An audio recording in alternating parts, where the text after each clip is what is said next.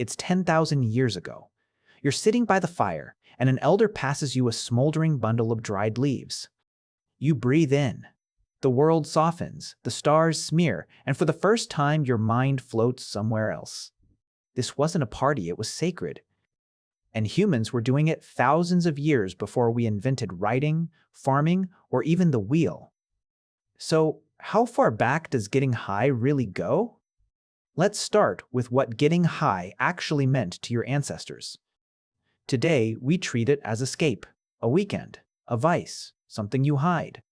But for most of human history, deliberately altering your mind wasn't recreation.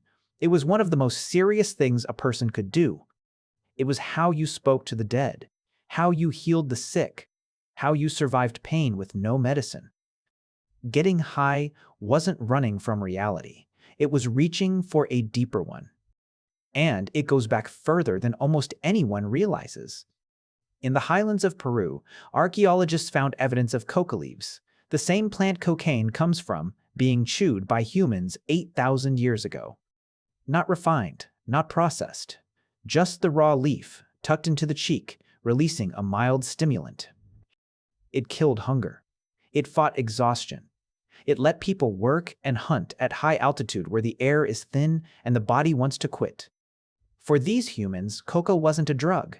It was fuel.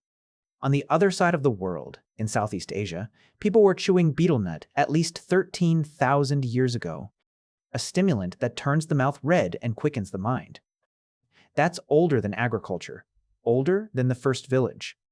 Some of the earliest evidence of humans deliberately altering themselves predates almost everything we call civilization. But here's what's fascinating. It wasn't just stimulants.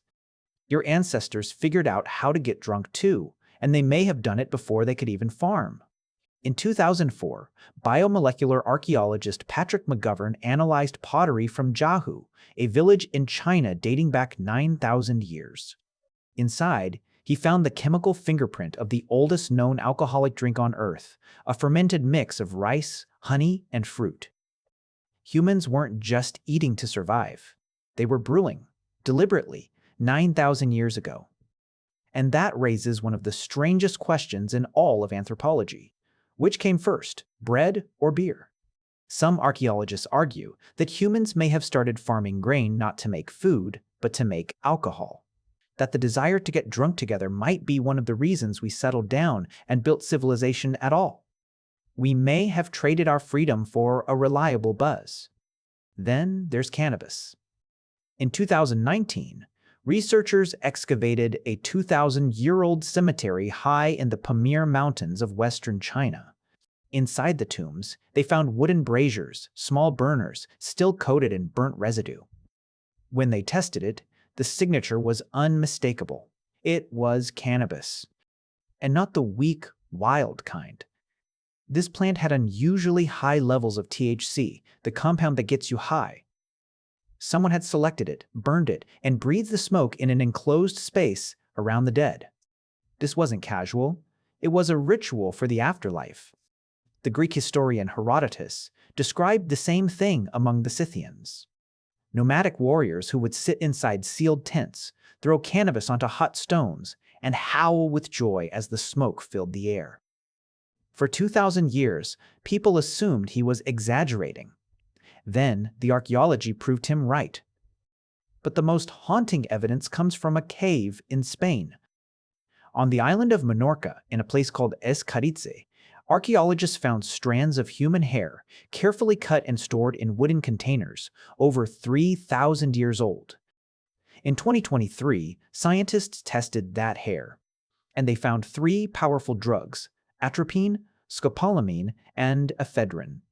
Atropine and scopolamine can cause vivid hallucinations, delirium, the sensation of flying.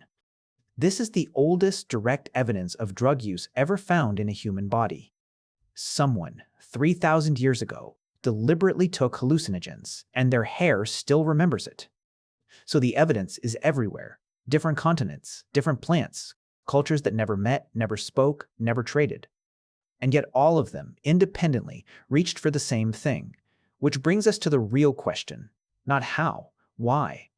The first reason was survival. Life was pain.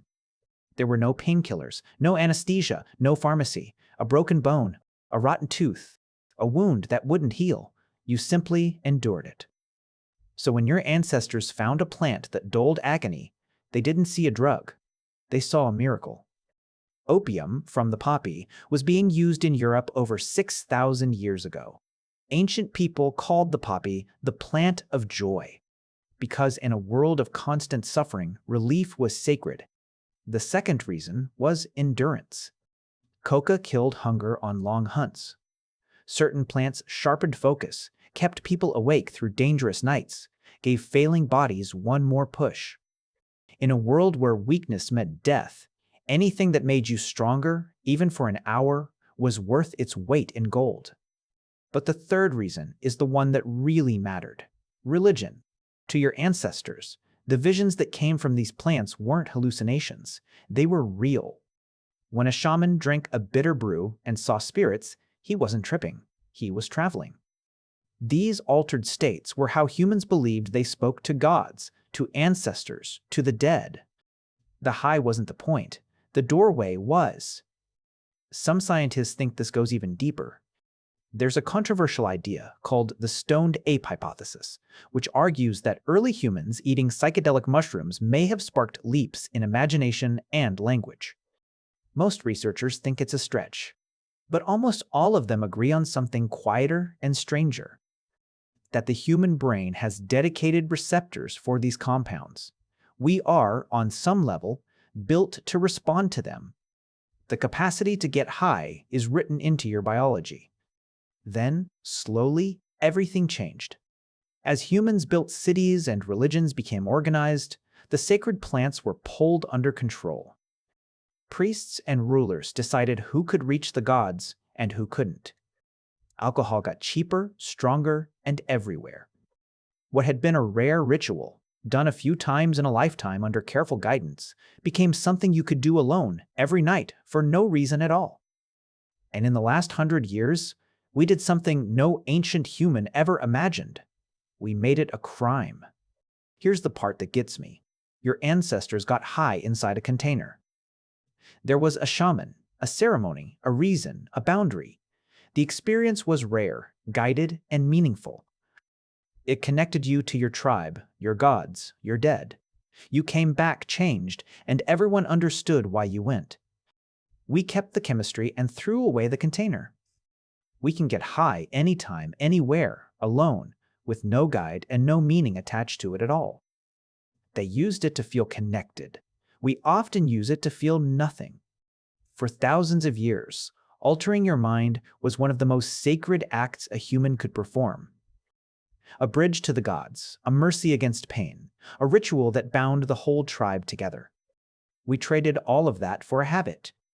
And the same ancient wiring that once carried your ancestors to the spirit world is still sitting there inside your skull, waiting, the way it has for 10,000 years.